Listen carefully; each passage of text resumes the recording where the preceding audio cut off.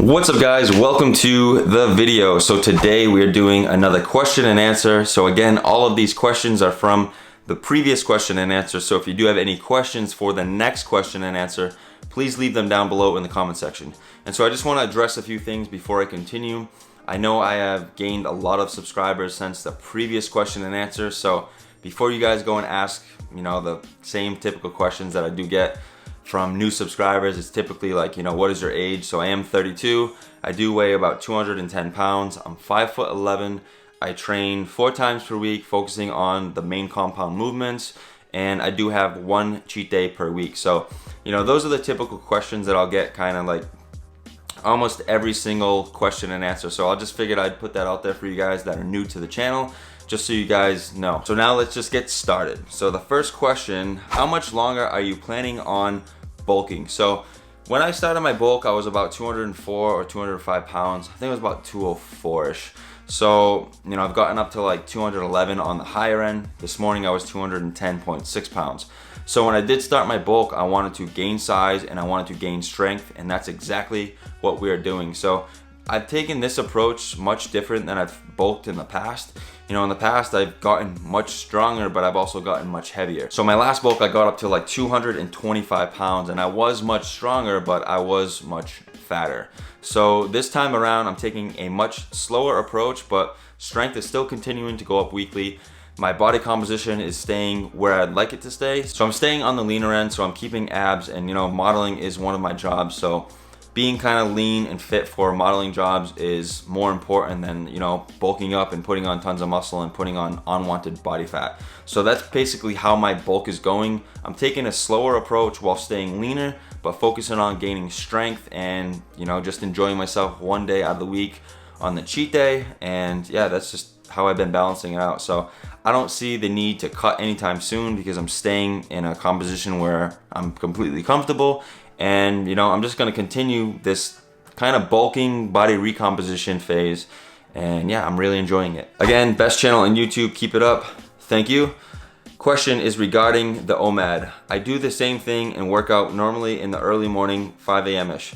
With a pretty hectic job, I don't have time to get the meal in post-workout, and typically eat my meal during the evenings, which I enjoy, but it's 12 to 14 hours after the workout and usually an hour or so before bed. Do you see that as hindering any benefits from eating closer to post-workout, or is it more just calories what you're eating?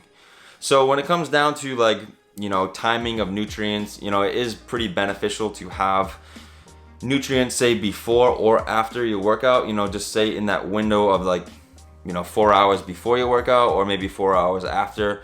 But I really think that at the end of the day, it's total calories. That's what's most important. As long as you're getting in plenty of protein, I think you'll be absolutely fine. I think a lot of people post-workout, they run to the car to slam down a shake, which you don't really have to do that. If you're getting enough calories in by the end of the day, I think you'll be fine. As long as you're feeling good while you're training during your workouts, then just keep on doing it. But if your training is suffering, then I would try to push the meal closer to your workout. And say if you're eating super late at night, that could basically be a pre-workout meal for the morning. So whatever allows you to feel your best and to keep on progressing with your training. How do I become a faster athlete / sprinter? By the way, love your videos.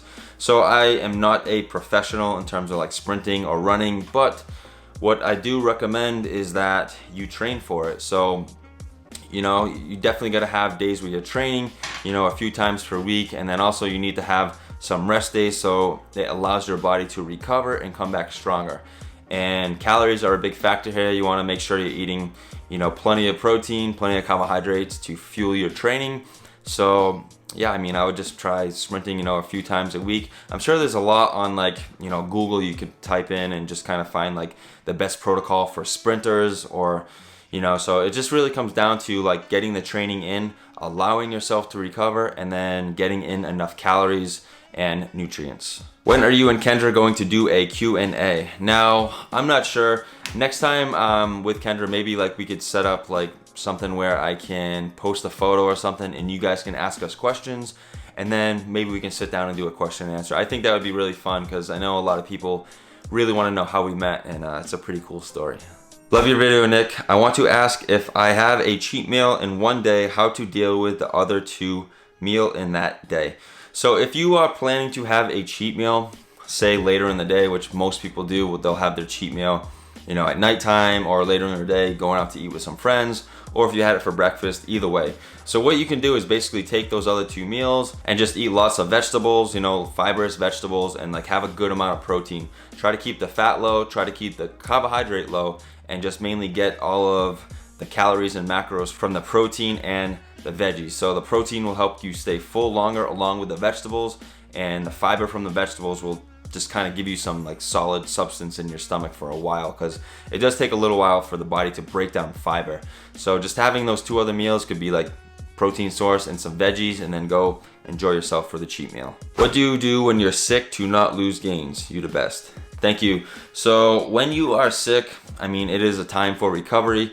Definitely try to eat as much as you can. I know you're not training, but you're still recovering when you are sick. So in terms of when you are feeling better, you know, you might not feel the best in terms of like strength in the gym, but it will all come back. You know, don't stress it. You know, you get sick, don't stress yourself out even more when you're sick, thinking about that you're losing your gains.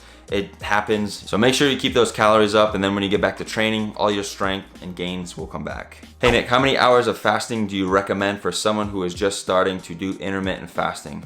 So I would definitely recommend try 12 hours at first. You know, the average person or typical person can maybe eat dinner around 6, 7, or 8 p.m. And, you know, say your next meal in the morning, say for breakfast, could be at 6, 7, or 8 p.m. So that'd be 12 hours later. Or you could try 14 hours, you know, stop eating, say at 8 p.m. at night, and then not have your breakfast till 10 p.m. So what you can do is just kind of play with it and just slowly keep pushing that fasting window later in the day. Or you can just kind of go straight into it and just kind of fast as long as you can to get to that point where you want to fast at. So a typical eating window for a lot of people is like a 16-8. So like a 16-hour fasting window and then an 8-hour feeding window. So that is pretty much what you could shoot for. Say if you have your last meal around 8 p.m., you know, just have your first meal the next day around like 12 p.m. or something. And you can just kind of play with it and see what makes you feel the best. Love the Q&A videos. People can learn so much from them. Thanks, my bro. What's up, Noah, by the way? Question for the next video. What is your thoughts on activity trackers on calorie burn per day? Like, for example, Fitbit, Apple Watches, Polar Watches, etc. Keep up the good work, bro. You inspire me to do the things I do. Awesome, bro. Thank you very much. Now, in terms of like a Fitbit or, you know, step counters, they are not everything, but they can keep you accountable. So I do have an app that I use on my phone that basically just tracks my steps. So each day I try to hit at least like 10,000 steps for the day. So I don't go by like a, you know, Fitbit in terms of like how many calories I'm burning. But those things can be useful and very beneficial to keep you accountable. So say if you have a calorie goal that you want to say burn, I don't know, X amount of calories per day, and that's what you need to burn. So instead of just kind of sitting around all day, you're like, all right, I'm going to get up, I'm going to get moving, I'm going to exercise, and I'm going to hit my calorie goal. Same thing for like the step counter. It's awesome to have, so that way you can kind of have a goal for each day. So, you know, you basically have all the data there. So yeah, they can be beneficial, and yeah, I think everyone could benefit from them. Hey Nick, I lift weights early in the morning as it's the only time I can work out. However, I also want to fast while bulking. How should I go about nutrition after a morning workout if I don't eat anything before my workout and I want to fast? So if you are bulking and you want to fast, you can pretty much eat breakfast if you want. Well, since you do work out in the morning, that might be tough. So what you could do is, you know, eat your meal at nighttime, or you could eat your meal post workout. So just get all those calories in that, you know, say 1 hour eating window. Or if you wanted to, you could even have a little small meal before you train and then get in all your calories post workout. So it'd basically be like almost like a 2 hour eating window, which is completely fine. So you can just kind of play with it, see what makes you feel best, and see what helps you gain the most amount of strength in the gym and the most amount of muscle. Can we eat fruits at night? Absolutely. You can eat fruits at night. That is completely fine. What's most important is the total calories at the end of the day. So just make sure you are hitting your calorie goals and you're getting in plenty of protein, and, you know, eating fruit at night is completely fine. How long was your longest fast? I'm currently on day 13 of 21. It's an amazing spiritual experience. Wow. Big props to you. That is wild. 13 days of fasting. So the longest I've ever done was a 72-hour fast. And I would definitely like to do a 96 one day. But yeah, it was definitely a cool experience just to test your body, you know what I mean? Everybody is just like, oh, I could never fast, I can't do that, I have to eat. It's like, no, you don't. You don't have to eat every 3 hours, you know, that's just absurd. You know, like everybody just adapt to that lifestyle and that style of eating, and you're causing more inflammation to your body. And if you cut back on your eating frequency, I'm sure your health would probably really improve. So yeah, fasting is seriously an amazing tool to use. It's really helped me, and you know, my issues with like my thyroid condition and like Hashimoto's and all that. Like I don't even take any medication at all anymore, and I feel the best that I felt in years. You know, fasting has seriously helped me a lot. So big props to you for fasting 13 days. Is a dry fast bad for your organs? Since people always say you're supposed to drink 2 liters of water per day. Thanks, Nick. I really love your channel. Thank you, Maria. Now, again, fasting, or dry fasting, is very beneficial for the body. It allows the organs to take a break in terms of like your kidneys, because if you're just constantly chugging water every day, all day long, it never really gives your kidneys a break, and it can just basically overly stress them.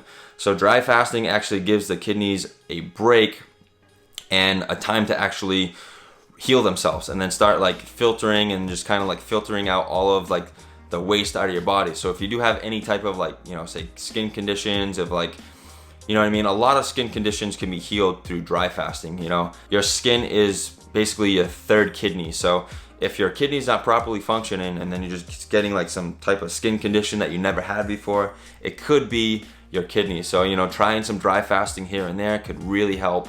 And yeah, I think dry fasting is amazing for the body. I normally eat 3 small meals a day and 2 small snacks in between. I follow my calorie count, and at the end of the day, I am always usually under my calorie goal. Is that okay to do? I don't feel hungry, but some days I feel more hungry than others. Why is that? I do cheat day once a week, and I am very intrigued into the fasting regimen. If I were to fast 36 hours after those days, should I dry fast? Or having a protein shake for the day and some water? Love the content and love you give. Okay, so if certain days you are feeling more hungry than others, it's definitely because you are not hitting a calorie goal. So when you are consistent with tracking calories and hitting your calorie goals, if you are eating enough, each day out of the week you should feel completely satiated, you should feel fine. The reason why you're feeling hungry is because you're eating less on other days, therefore it's making you further into a deficit and making you more hungry. So if you just simply hit your calorie goals every single day, you know, hitting your protein target for sure, because protein will help keep you full, it's good for muscle anabolism, and just consistently hitting your calories will just keep you well satiated throughout the week. So that is typically why you are more hungry on other days. So try to just hit your calories throughout the week. And then in terms of like fasting post cheat day, you could do a dry fast if you wanted. If you've never fasted before, it could be a little challenging and a little tough. But if you wanted to fast with some water, just be sure to put in some sodium and potassium in there, and I think you should definitely be fine. So collect the data, experiment, and see how you feel. I'm 16 years old and really interested in diet and nutrition, and probably want to be a dietitian when I'm older.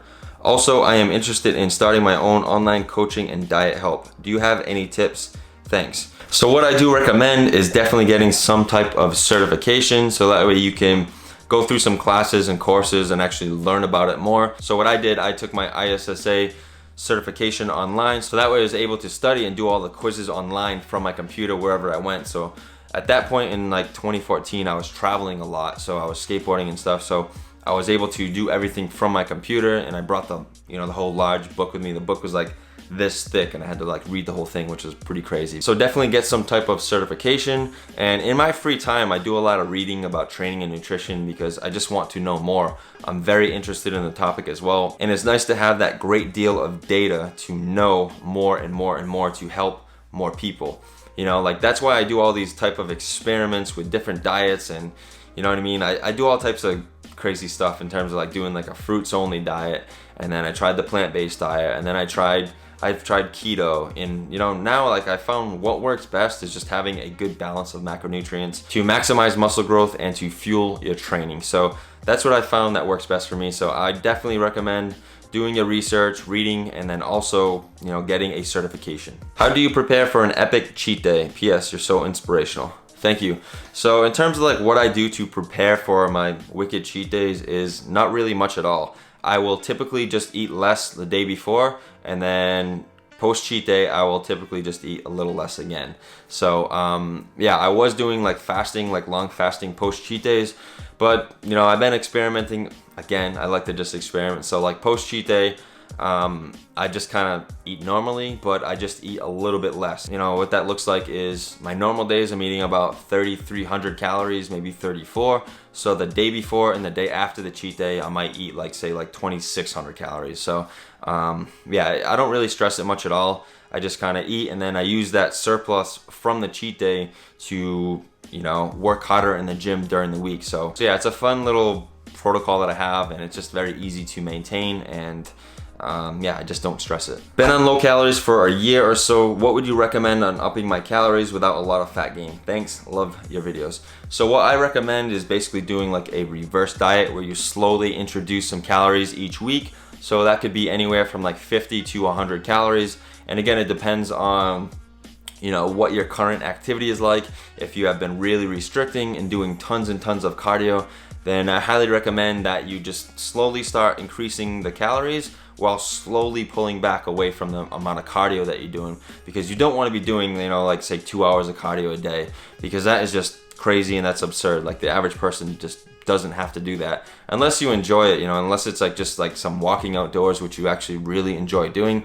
But if you are doing 2 hours of cardio a day to specifically stay like super lean or something, I think that's just a little overboard. So just slowly bring up the calories and then slowly scale back the cardio a little bit, and over time, you know, your metabolic rate will increase, and you should be good to go. Do you gain any fat from your current bulking phase? I saw your photos on Instagram and I was like, damn, what a body. Thank you very much. So yes, like I talked about previously, in my gaining phase, I'm pretty much taking a very slow approach to it. So in 5 months, I've gained only 5 pounds. Again, that weight does fluctuate in terms of, say, after a cheat day, my weight will be way up. But on a weekly average, I've only gained about 5 pounds in 5 months. And as you guys are seeing, I'm not getting like extremely fat. So when you bulk, you don't have to get super fat when you're trying to put on muscle. You know, it will be a little bit of a slower process in terms of like gaining strength and size, but I really think it's beneficial to stay on the leaner end, so that way when you have all that hard-earned muscle, you don't have to diet, say, for like 4 months to get leaner. You know, it's like I don't plan to diet anytime soon because I don't have to. You know, it's just like I've been consistent with my calories during the week, and then on the cheat day, you know, I eat whatever I want, and it just has its way of balancing itself out, as you guys are seeing. You know, there's nothing magic that I'm doing to stay super lean. It just comes down to balance and calorie control. Do you ever feel sick after your cheat days? Every time I have a cheat day, I just feel so sick, and the feeling makes me not want any more cheat days. Now, it really depends. If I'm overeating, if it's, say, a calorie challenge, then I will feel terrible. And a lot of people keep asking, like, when I'm doing the calorie challenge, it's like, why are you doing this? And I state in the beginning of the video, all right guys, I'm going for a calorie challenge. Again, I'm going to try to eat as many calories as I possibly can. So again, I have to force feed, and I have to eat more than I'm comfortable to hit that calorie goal. And again, on my normal cheat days, my regular ones where I just go out and enjoy myself, I just eat till I'm satiated. I don't eat till I feel sick. If you are feeling kind of sick, maybe you're eating too much, or maybe cheat days just aren't for you. Maybe just have one cheat meal per week, say. You know, when you eat, like what I talked about earlier, eat some veggies and protein the first 2 meals of the day, and then at nighttime, go enjoy a meal with your friends, you know, just a cheat meal. You guys don't have to have cheat days. Cheat days are pretty like wild, you know, like if you feel terrible, then just don't do it. You know, have a cheat meal and just do what makes you really enjoy yourself, you know. So yeah, the cheat meal could be a little more beneficial for you. Eating all your protein in one meal, can your body absorb all of that is protein? I heard you can only absorb 35 grams of protein in an hour. That is completely false. It's just some, I don't know where that came from, but yeah, I know a lot of people just like, oh, how are you eating all that? Your body can't digest or use all that protein. Of course it can. Like, where's the protein gonna go? It's not just gonna disintegrate and disappear. So say if like you eat a large, massive protein feeding in the morning, like probably like 5, 6, 7, 8 hours, like your blood sugar is still going to be elevated a little bit because that protein is still in the body and all those amino acids are still going to be in the bloodstream. So yeah, that whole 35 grams of protein in 1 hour is just it's just a hoax. What is an optimal increase in calories when you want to gain muscle but not get a lot of fat on your body? So if you are bulking, you could pretty much, you know, say if you do hit a plateau and you're not gaining any more muscle, or you're not gaining any more like size or weight, you could simply just bump your calories up by say 100 and then be consistent for say a week, week and a half, maybe 2 weeks. You know, your body weight might start going up again, creeping up again, and then just watch the scale weight, you know, like go by a weekly average. Day to day, your body weight is gonna change. So when I bulk or when I cut, I go by a weekly 7-day average. So I basically look at that week. If my weekly average is say more than the previous week, then I'm in the right direction if I'm bulking. So again, I only shoot for like probably like a 1/4 pound of weight gain per week. So when you do it that way, you will stay on the leaner end, because you can only gain X amount of muscle per week, per month. If you try to speed that up, you're going to gain more fat than you want to. Again, if you try to speed muscle gains up, you're just gonna get fatter quicker, because you can't rush muscle. It can only grow so fast. Love your videos. Question: how can you know if you are gaining muscle or fat weight? Thank you, you're the best. Now, the best way to tell if you are gaining muscle or fat is basically by your strength in the gym. So if say your body weight is slightly going up and you are getting stronger and you don't obviously look like you put on any fat, then you are definitely gaining muscle, because with strength comes muscle. And definitely take progress photos. So you want to be taking photos every week, so that way, you know, like you can go back to the previous week, you can assess your physique, you know, or even like 2 weeks prior.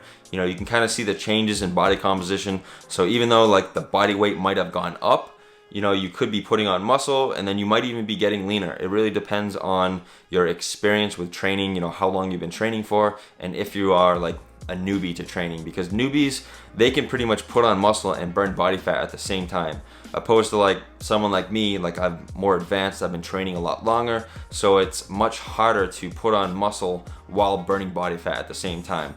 But with like what I'm doing with my very slow bulking approach, it's almost kind of like that has happened. You know, I'm not really getting too much fatter, but I'm building some quality muscle. And yeah, I'm not worried about like getting too fat, because it's such a slow approach. So definitely take photos and go by scale feedback. Well, all right, my friends, that is going to be today's video. I hope you guys enjoyed it. If you guys do have any questions for the next question and answer, please leave them down below in the comment section.